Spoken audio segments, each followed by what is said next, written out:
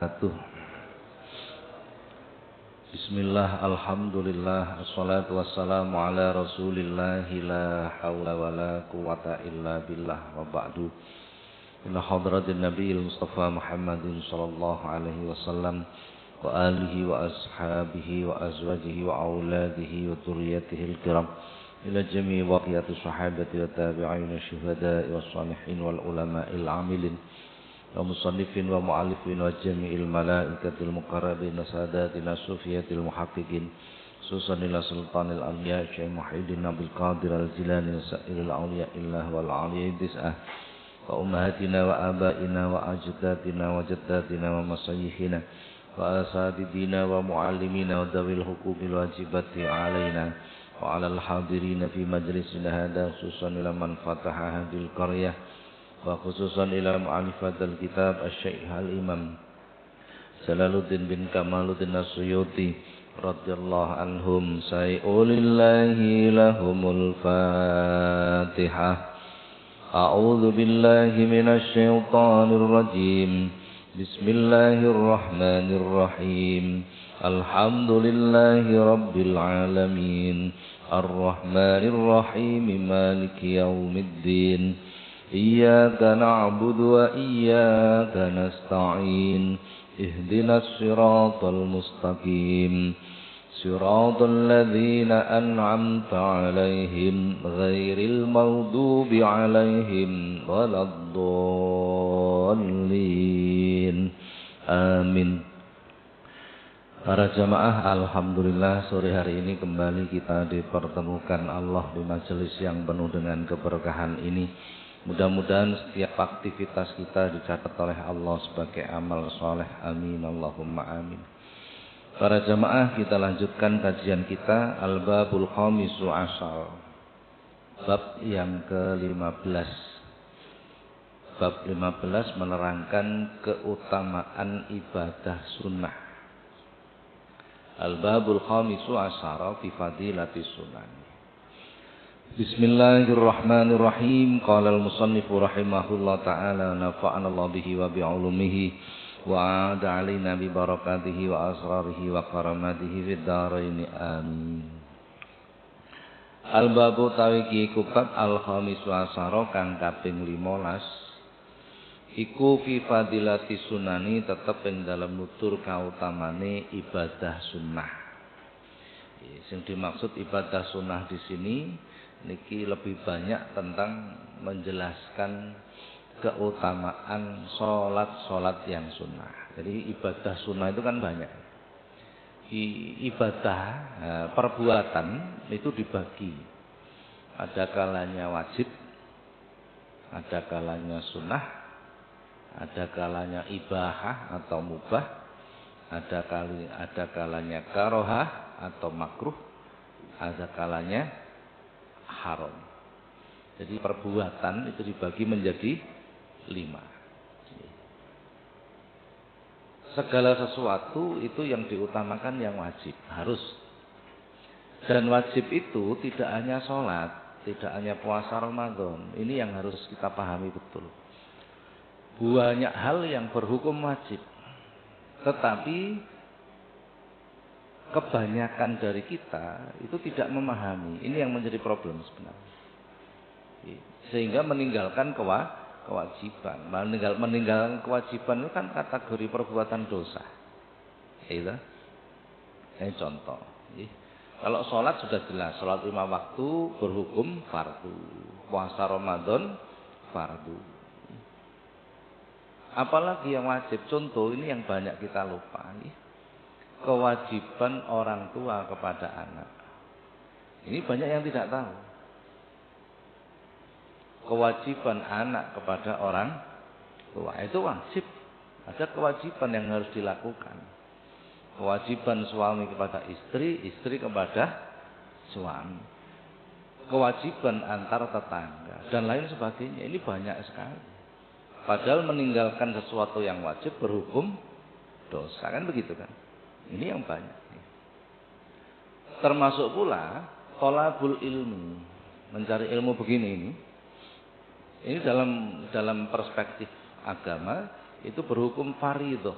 Bukan fardu, tapi bukan fardu, tapi fardhah. Sighat mubalaghah dalam ilmu tata bahasa Arab. Artinya amat sangat wajib. Kewajibannya melebihi sholat, melebihi puasa Ramadan. Melebihi. Kapan kewajiban itu? Minal mahdi ilal lahdi, mulai lahir sampai mati. Ini banyak yang meninggalkan juga. Untungnya kewajiban thalabul ilmi itu tidak ditentukan waktu. Untungnya di situ. Sehingga kita lebih leluasa untuk ngatur. Lebih leluasa untuk ngatur. Jadi meninggalkan thalabul ilmi itu artinya melakukan dosa. Melakukan dosa. Sehingga jadi asumsi kita tentang dosa itu jangan hanya sekedar mencuri, enggak hanya itu. Berzina, enggak hanya itu. Tapi meninggalkan kewajiban itu juga termasuk perbuatan dosa, begitu. Jadi harus dipahami begitu. Sudah. Dalam sebuah hadis, ana rajulan sa'ala Rasulullah sallallahu alaihi wasallam faqala ara'aita in sharaitul maktubat bil khamsa wa sumtu ramadhana wa ahlaltul halala wa ahramtu harama lam azid ala dzalika syai'an adkhuluhul jannata qala na'am. Kita belum masuk hadis yang pertama ya. Masih menjelaskan tentang kedudukan sunnah. Suatu ketika seorang laki-laki ini bertanya pada Rasulullah, wahai Rasulullah, bagaimana pendapatmu bila aku melakukan sholat 5 waktu saja dan aku hanya berpuasa manakala ketika bulan Ramadan saja, wa ahlaltul halala wa ahramtul harama, serta aku mengerjakan sesuatu yang halal dan meninggalkan yang haram, walam azid ala dzalika syai'an, dan aku tidak menambahkan sama sekali dari hal itu, a'adkhulul jannah, apakah aku akan masuk surga? Jadi seorang laki-laki ini bertanya pada Rasulullah, ya Rasulullah, terus pundi pendapat jenengan nek kula niki nglakoni ibadah sing wajib tok gitu. Sing sunah wis blas gak tak lakon. A'adkhulul jannah, apakah aku akan masuk surga? Qala, maka Rasulullah mengatakan, na'am, iya. Jadi sakjane kula jenengan nglakoni ibadah wajib tok niki cukup. Cukup. Yang jadi soal itu gini, ibadah wajib yang kita lakukan itu apakah sudah benar? Ini satu. Kalau jenengan sholat niki lho, kita nggak ngomong diterima atau tidak nih, itu terlalu jauh. Yang kita bicarakan benar atau tidak itu dulu. Syarat rukunnya sholat apakah sudah benar? Ini contoh sholat, salah satu contoh kewajiban tentang sholat. Salah satu saja. Syarat rukunnya sholat apakah sudah benar? Cara bersuci kita apakah sudah benar? Kita nggak ngomong sunnah, kita ngomong wajib saja dulu. Manakala kita melakukan sholat tetapi meninggalkan syarat sahnya sholat dan meninggalkan rukunnya sholat, maka sholat kita tidak sah, nggak benar gitu maksudnya. Nggak benar. Maka jangan berpikir diterima atau tidak, terlalu jauh itu. Terlalu jauh. Puasa kita bagaimana dan lain sebagainya. Jadi harus yang kita perhatikan di awal itu harusnya sesuatu yang wajib ini. Harusnya begitu. Kenapa? Supaya ibadah kita benar itu dulu. Benar. Sudah. Jadi manakala kita melakukan yang wajib saja, yang sunnah itu enggak kita lakukan sama sekali, itu kita sudah bisa masuk surga. Yang jadi problem tadi loh. Pertama, apakah ibadah yang berhukum wajib yang kita lakukan itu sudah benar? Itu satu pertanyaan. Jadi kewajiban kita mendidik anak apakah sudah benar? Apakah kita tahu apa yang wajib? Orang tua mendidik anak itu kewajibannya seperti apa? Apakah kita tahu? Kewajiban anak pada orang tua itu seperti apa? Lah itu kewajiban. Gitu, kewajiban itu. Jangan hanya menuntut. Umumnya kita sebagai orang tua itu sering kali menuntut anak. Anak dituntut berbakti pada orang tua, tapi orang tua bakti pada orang tua, tapi orang tua tidak melakukan kewajiban kepada anak. Ini tidak sampai ini. Tidak sampai. Jadi sebenarnya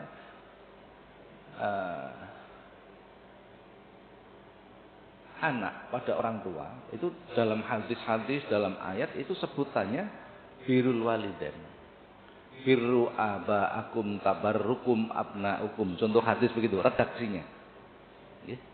Redaksinya begitu ya. Birru abaakum, berbaktilah kalian kepada orang tua kalian. Atau berbuat baiklah kalian pada orang tua kalian.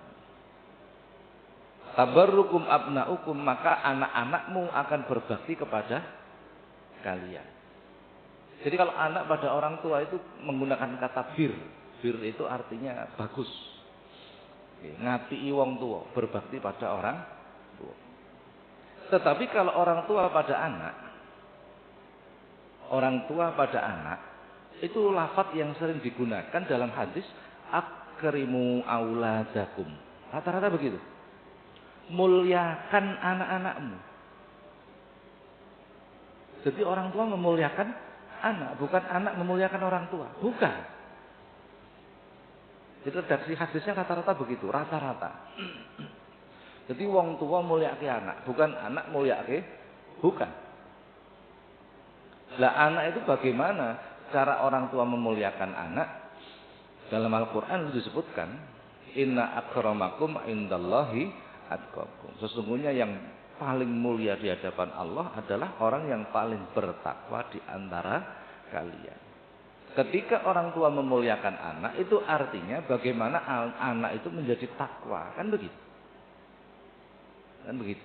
Jadi kewajiban orang tua. Contohnya seperti itu. Kewajiban suami pada istri, kewajiban istri pada suami, kewajiban pada tetangga dan lain sebagainya. Kewajiban untuk melakukan thalabul ilmi, ini yang tertinggi ini sudah. Jadi kewajiban yang puncak itu thalabul ilmi. Dan kita harus tahu cara thalabul ilmi sehingga kita dianggap menggugurkan kewajiban ini. Panjenengan sholat, melakukan kewajiban sholat, ning orang ngerti carane sholat, kira-kira kewajibannya dianggap dilakukan atau enggak? Kan dianggap tidak melakukan, kan begitu. Sama, kalau jenengan melakukan kewajiban pada anak, tapi tidak ngerti cara melakukan kewajiban pada anak, maka tidak dianggap melakukan kewajiban. Panjenengan ngaji thalabul ilmi, maksudnya ilmu agama ini. Jadi yang fardhah itu ilmu agama.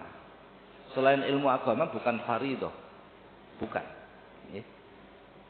Panjenengan melakukan kegiatan thalabul ilmi tetapi tidak ngerti caranya thalabul ilmi, maka dianggap tidak melakukan kewajiban. Loh seperti itu memang. Seperti itu memang. Dan lain sebagainya. Ini dalam beragama itu tetap pondasinya adalah ilmu. Pondasinya adalah ilmu. Sudah contohnya seperti itu. Baik. Waqala al-hikmatu fi masru'atin nawafili at-takmilul faraidi. Adapun hikmah disyariatkannya ibadah sunnah itu adalah at-takfirul faraidi, menyempurnakan urusan-urusan yang wajib. Adapun ibadah sunnah itu disyariatkannya ibadah sunnah itu dalam rangka menyempurnakan ibadah yang wajib. Jadi kok salate kula jenengan iki ana bolong-bolonge. Bolong itu bukan berarti meninggalkan, nggih. Bolong-bolong itu ada kekurangan di dalam salat. Contohnya yang paling sering, yang hampir bisa dipastikan tentang kekhusyuan sholat, gitu. Itu hampir bisa dipastikan. Kita itu sulit untuk khusyuk, kan begitu kan? Kok imame ketika ketika takbiratul ihram khusyuk, makmume gak ono sing khusyuk, maka kabeh dicatat khusyuk. semua. Ini artinya sesuatu yang sunnah menutupi sesuatu yang wajib. Sholat jamaah berhukum sunnah. Kan begitu kan? Dikarenakan jamaah ini, maka ketidakkhusyukan jamaah makmum itu dianggap khusyuk karena khusyuknya imam. Bilalah imamnya maca Fatihah gak khusyuk karena konsentrasi pada bacaan. Konsentrasinya pada bacaan. Khusyuk itu kan tidak menghadap pada bacaan, menghadap kepada Allah. Kan begitu kan? Khusyuk itu begitu. Imamnya gupuh konsentrasi pada bacaan supaya bacaannya benar. Ihdinas siratal mustaqim. Wah, ini mau kofe kurang jeru titik. Mamanya gitu nih. Nah, konsentrasinya pada bacaan sehingga tidak lagi menghadap kepada Allah. Tapi salah satu makmumnya ada yang khusyuk, maka semua dianggap khusyuk. Loh, itu keutamaan ibadah sunnah itu seperti itu. Salah satu contohnya seperti itu dan lain sebagainya. Sudah. Baik para jemaah, kita lanjutkan hadis yang pertama. Qala sallallahu alaihi wasallam lan dawuh Kanjeng Nabi sallallahu alaihi wasallam. Man utawi sapa wonge iku salat sapa man fil yaumi dalem sedina wal lailatin lan sewengi. Isnata asyarata rakaatan ing 12 rakaat tatawuan krana amrih kesunatan. Banallahu maka ngadekake sapa Allah Gusti Allah lahu keduwe man baitan ing omah fil jannati ing dalem swarga. Barang siapa yang sehari semalam melakukan sholat sunnah 12 rakaat, maka Allah akan membangunkan baginya rumah di surga. Nah, ada kalimat Allah akan membangunkan rumah di surga, berarti ana wong sing mlebu swarga tapi gak duwe omah, kan gitu. Logikanya kan begitu kan. Jadi nanti di surga itu banyak model wong. Ana wong itu mlebu swarga tapi masuk di hall. Apa hall itu? Nah, ayus panggonan sing gedhi manggon ning kono isine wong akeh. Gitu. Ada seperti itu. Oh, wis alhamdulillah wis alhamdulillah. Ana wong mlebu swarga empere swarga. Tapi ada orang yang oleh Allah dibangunkan rumah di surga itu. Dibangunkan rumah, jadi mendapatkan rumah di surga. Itu diantaranya dihadiahkan kepada orang-orang yang dalam sehari semalam melakukan sholat sunnah 12 rakaat. Nah, menyikapi hadis seperti ini tidak boleh sembrono. Sholat apa yang dilakukan 12 rakaat itu? Tidak ada keterangan, Pak, pokoknya sholat sunnah. Tidak begitu, harus dikorelasikan dengan hadis yang lain. Kan begitu kan? Nah, sehingga kita bisa mengetahui.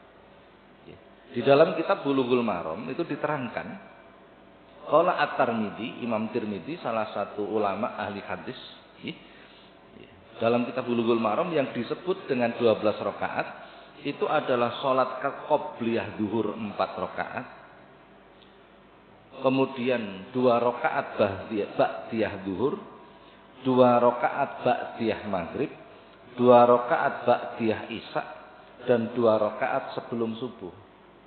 Jadi 12 itu ini yang disebut. 12 rakaat sholat sunnah ini yang dimaksud. Jadi beragama ngeten panjenengan maca hadis dhewe, engko ketemune ngira-ngira. Ini betul. Nah, berarti aku tak sholat duha 12 rakaat. Lho padahal yang dimaksud tidak itu. Yang dimaksud bukan itu. Nah, maka belajar beragama itu harus, kalau dalam bahasa kekinian harus komprehensif. Harus menyeluruh. Maka tidak ada anjuran khusus untuk belajar agama tanpa hadirnya seorang guru. Berarti ini termasuk tata cara tolabul ilmi. Melakukan kewajiban tolabul ilmi itu wajib anane guru. Khusus ilmu agama. Khusus ilmu agama. Guru yang bagaimana? Guru yang tabakhur fid din, ilmu agamane nyegoro. Nek wis kita berbicara tentang begini nggih, nek panjenengan belajar maca Quran ya cukup orang yang paham tentang Quran saja, tentang bacaan Al-Quran gitu. Prosedur sudah Quran gitu. Prosedur sudah penjurusan bahasa. Salah satunya begitu. Sementara masyarakat awam itu sering bingung. Ustadz sing keilmuannya, standar keilmuannya itu betul-betul memenuhi syarat. Itu seperti apa? Itu bingung. Betul enggak? Wong sakniki penyanyi dadi ustadz yo akeh. Lah betul. Dan masyarakat tidak akan bisa menilai iki salah apa benar, enggak tahu. Enggak tahu. Karena alat untuk mengoreksinya masih kurang. Betul enggak? Masih kurang. Nah, itu contohnya seperti itu. Sudah.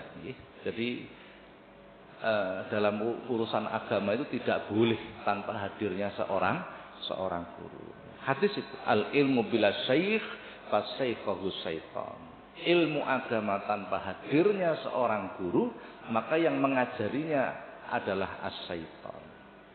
Akan meninterpretasikan apa yang dibaca sesuai pemahamannya sendiri. Dan itu tidak boleh. Tidak boleh. Nanti akan menyimpang, tambah suwi tambah. Nah, karena butuh dikorelasikan dengan banyak hal. Khusus ilmu agama ini. Khusus ilmu agama. Sudah. Dan itu insya Allah sudah saya terangkan di bab-bab awal tentang itu nih. Sampun. Jadi 12 rakaat yang dimaksud adalah 4 rakaat sebelum zuhur, 2 rakaat setelah zuhur, 2 rakaat setelah maghrib, 2 rakaat setelah isya, dan 2 rakaat sebelum subuh. Maka total berjumlah 12 rakaat. Sampun.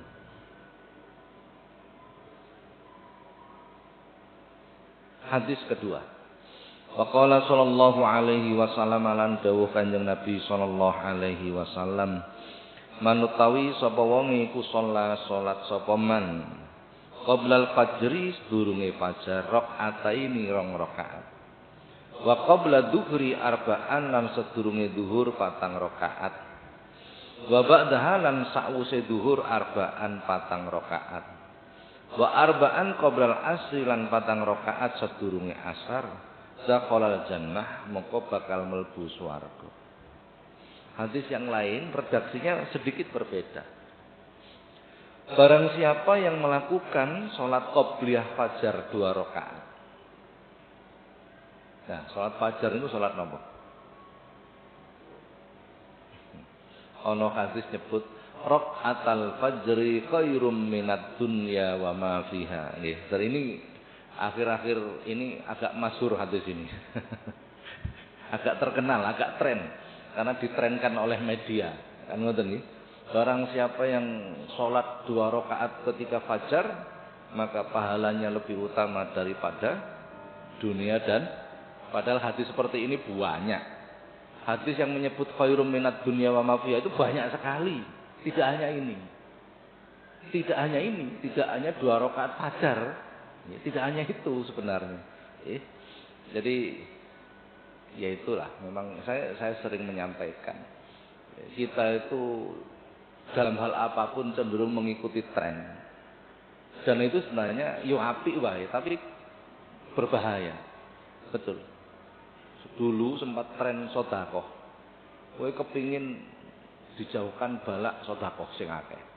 Kowe kok kepingin penyakitmu waras sedekah sing akeh. Kowe kok kepingin nyambut gawe lancar sedekah sing akeh. Itu tidak salah. Itu benar dan ada hadisnya semua, betul. Nggih. Tetapi yang menjadi problem akhirnya wong yo bisa sedekah, tapi gak gelem ngaji. Nah, itu kan cara memahami yang salah gitu nggih.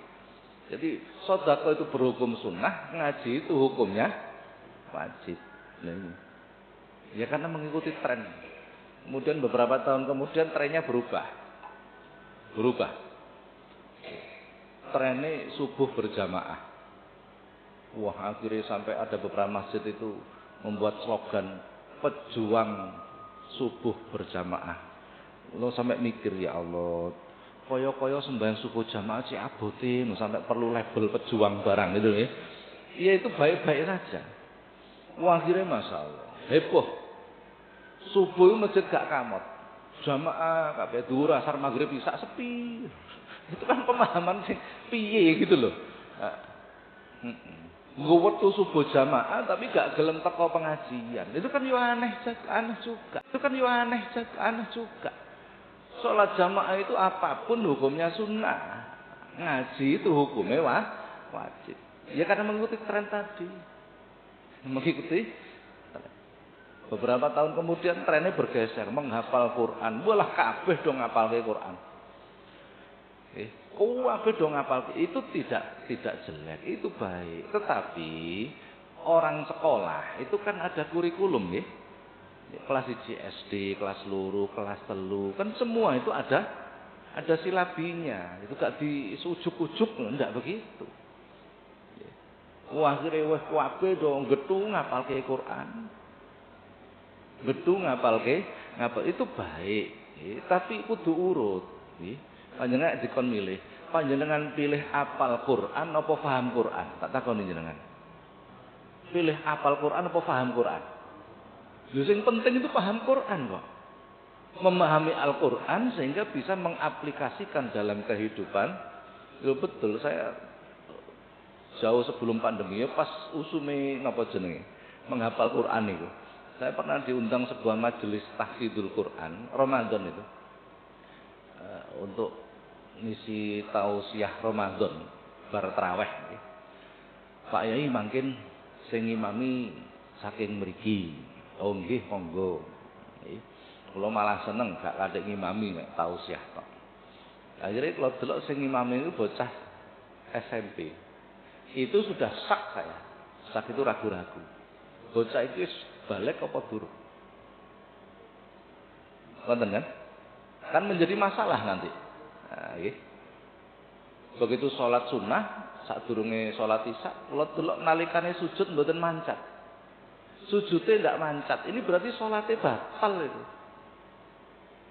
Begitu ngimami isya tenanan ternyata pamer nek apal Quran. Kira-kira sholat nek pamer niku ya napa? Coba. Loh, Al-Quran sudah mengingatkan kita kok nggih.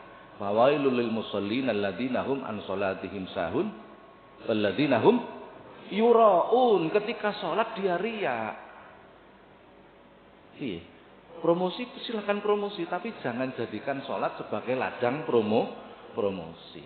Ngoten maksud kula ngoten nggih. Jadi tempatkan sesuatu pada tempatnya. Lagi pula makmume lho gak ana sing paham bahasa Arab. Sampeyan wacana ayat dawa tetep gak paham. Nek gak paham kira-kira gimana? Lah ya tambah pikirannya belarah karu-karuan, betul enggak? Logis gitu loh. Beribadah itu harus logis.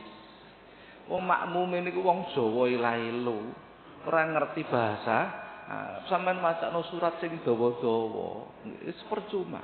Pikirannya malah belarah karu-karuan. Nah ini karena beragama yang tidak sesuai silabi belajarnya. Ngoten nggih. Bukan saya tidak suka menghafal Quran, enggak. Walah saudara-saudara saya itu punya pondok penghafal Quran besar-besar, ribuan santrinya. Betul. Betul. Tetapi semua itu ada kelasnya, berurutan, ngoten nggih. Sehingga beragama itu tidak tidak ngawur gitu. Pun ngapal Quran wis trene mari ganti. Jumat berkah, betul nggak? Wah, rawame Jumat berkah. Jumat berkah itu sama dengan apa? Sama dengan apa? Pemaknaannya itu menjadi sempit. Padahal yang dimaksud Jumat berkah itu hari Jumat itu penuh dengan keberkahan, kan begitu kan? Melakukan ibadah apapun niku fadilai lebih tinggi daripada hari-hari lain. Akhirnya dimaknai Jumat berkah itu sebuah bungkusan. Itu kan mempersempit makna, betul nggak? Tapi oke lah, nggak ada masalah. Wah akhirnya, nek Jumat itu berlomba-lomba ngekei sego. Karena orientasinya kalau Jumat itu berkah, dianggap Senin, Selasa, Rabu, Kamis itu gak berkah, dianggap begitu. Wah akhirnya dino Senin sepi, gak ono wong sedekah. Rupa-rupanya ini mulai turun tren itu, betul nggak kira-kira? Nah, sebentar lagi biasanya metu tren baru ini. Kita lihat nih.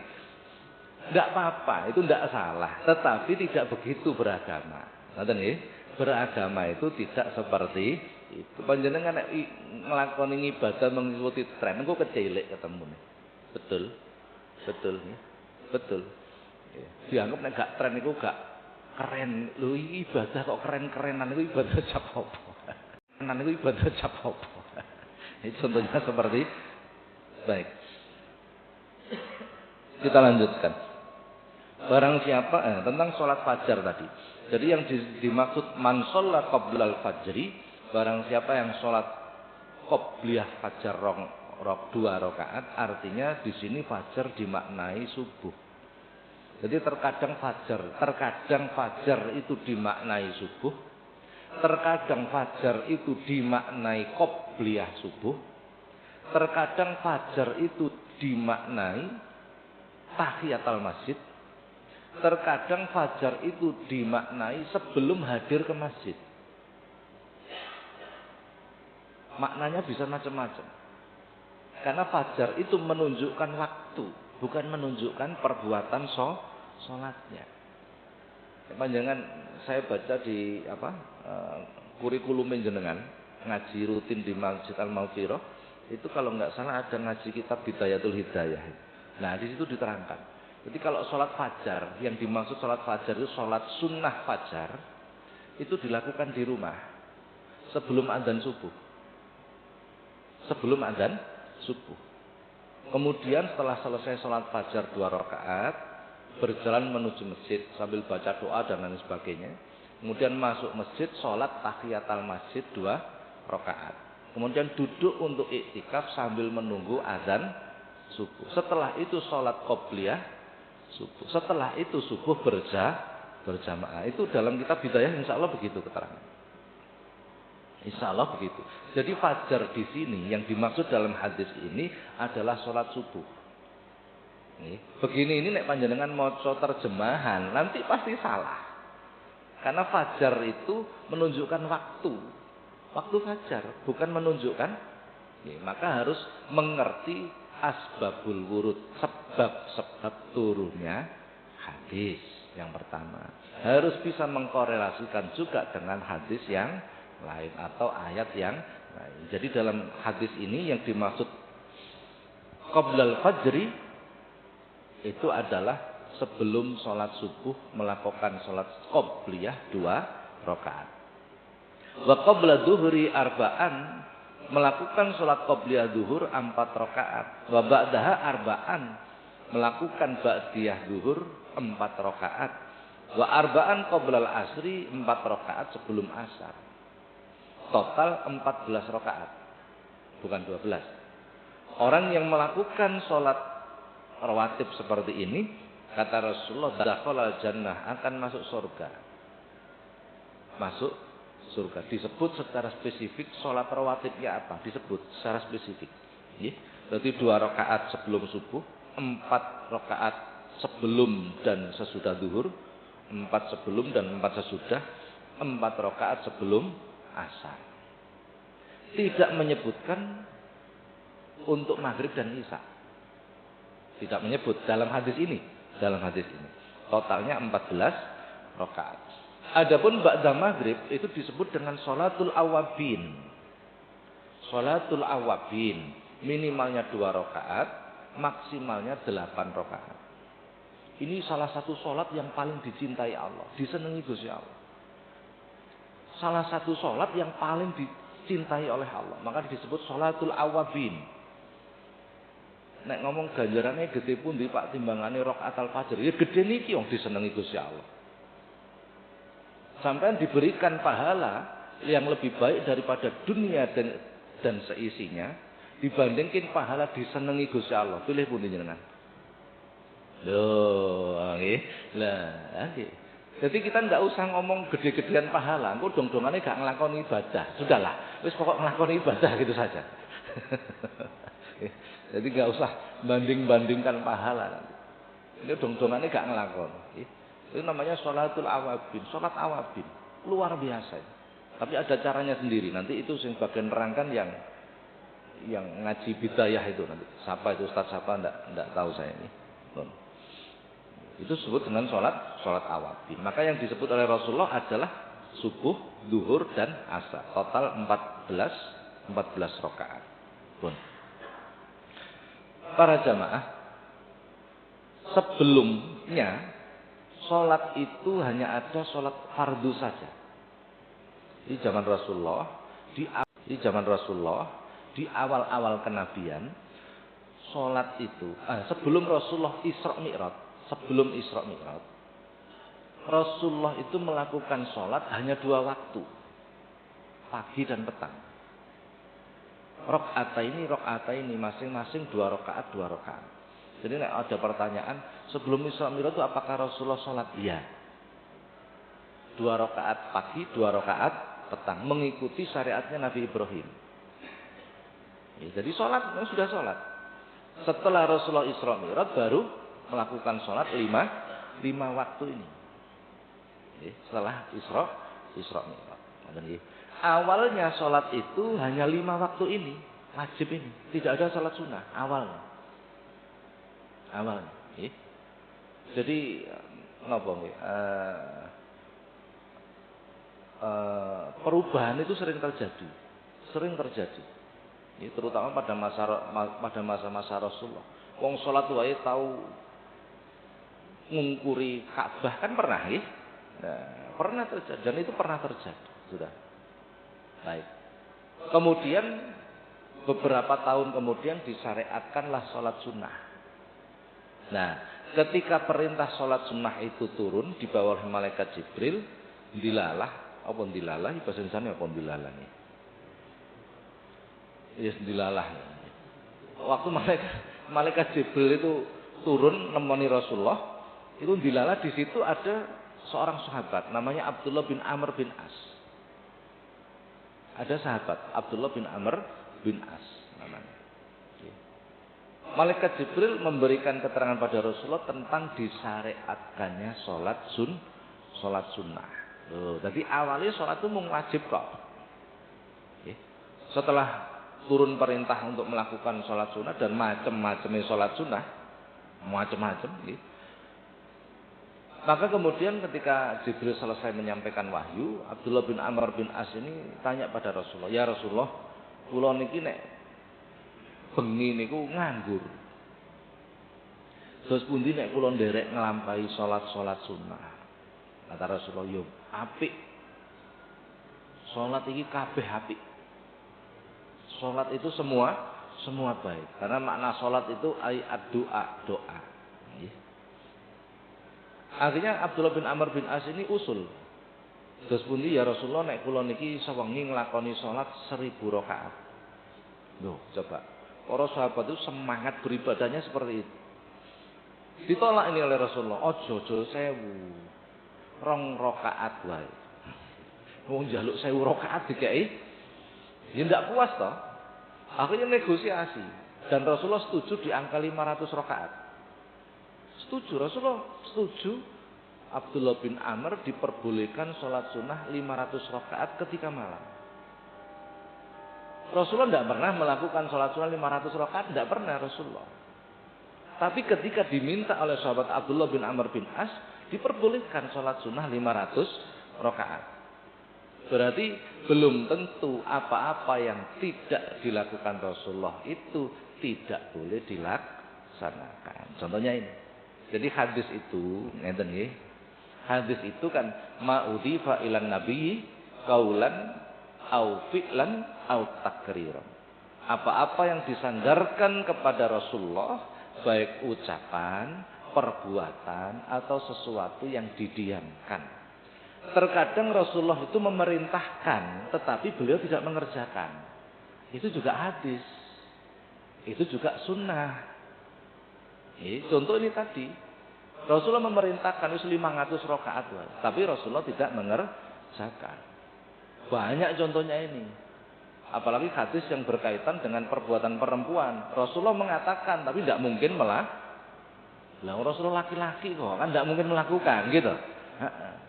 Contohnya begitu.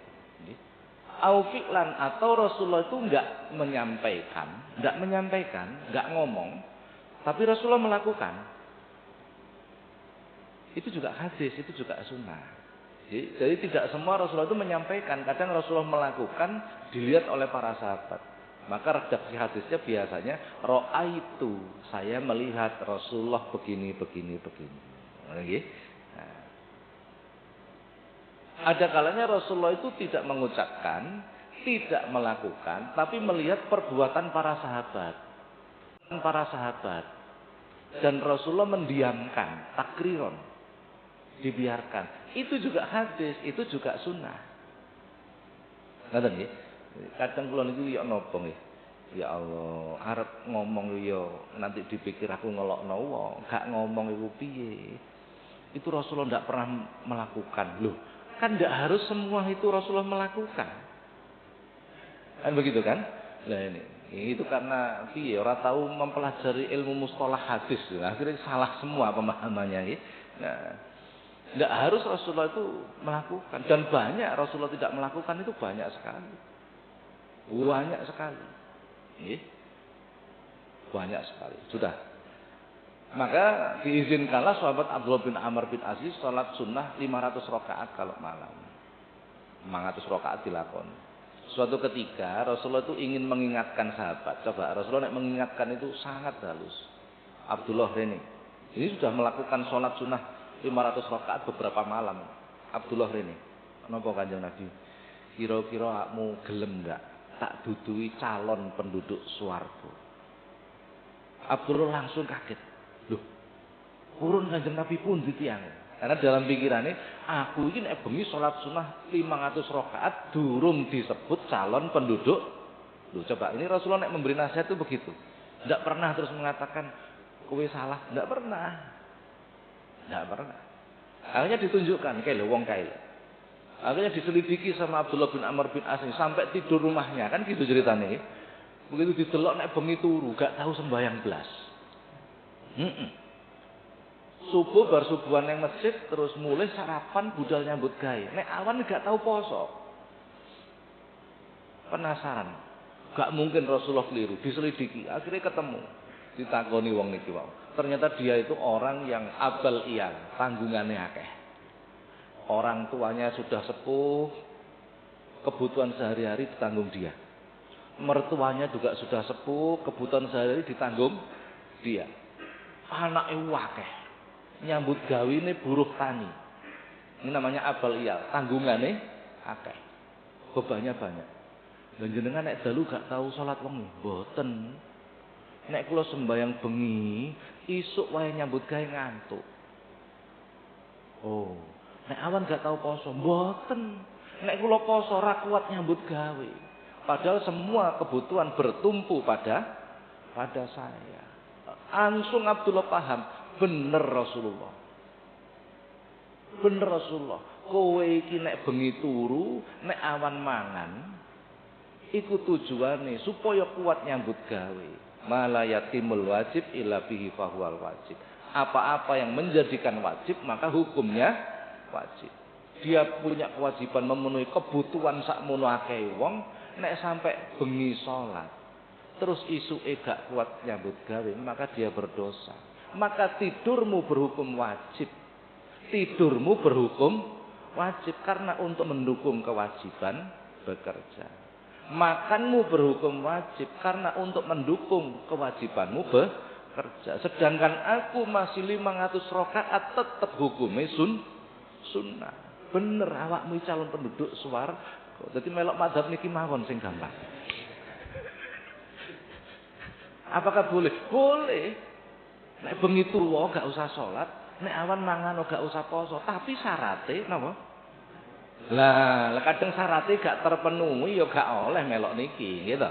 Syarate dadi wong melarat, tanggungane akeh. Sampeyan pilih pundi? Lho iya enak bengi gak usah ngoyo sampean, gak usah ngoyo sembayang dalu, gak usah poso, tapi tanggungane akeh. Apa sampean kaya Abdullah bin Amr bin As niki? Wakeh duwite, akhirnya nek bengi salat sunah 500 rakaat. Pilih pundi kira-kira? Kok abot kabeh to, Pak? Lah repot nek ngono. Ngoten nggih. Jadi perspektif agama itu harus secara luas.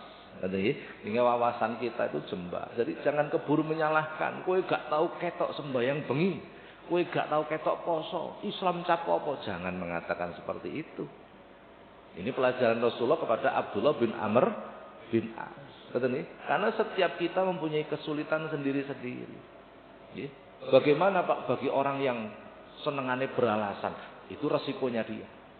Ben diurus dheweke karo sidang mahkamah tertinggine Gusti Allah. Wong kakek alasan iku mengko malaikat iku yo banyak alasan. Iku mengko malaikat iku yo banyak alasan. Ana wong kakek alasan, akhire dilebokne tong karo malaikat, tonge jeguri neraka. Wonge protes. Lho kula kok dilebokke neraka malaikat dos pundi? Aku gak nglebokne awakmu kok. Aku nglebokne tong nang jero. Lah gitu contohnya seperti itu nggih.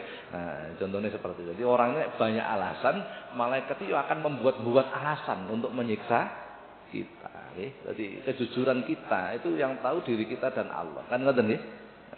Pun iya iki wis sadan iki. Pertanyaane pertemuan yang akan datang mawon nggih. Wonten riyen mudah-mudahan manfaat. Al-Fatihah.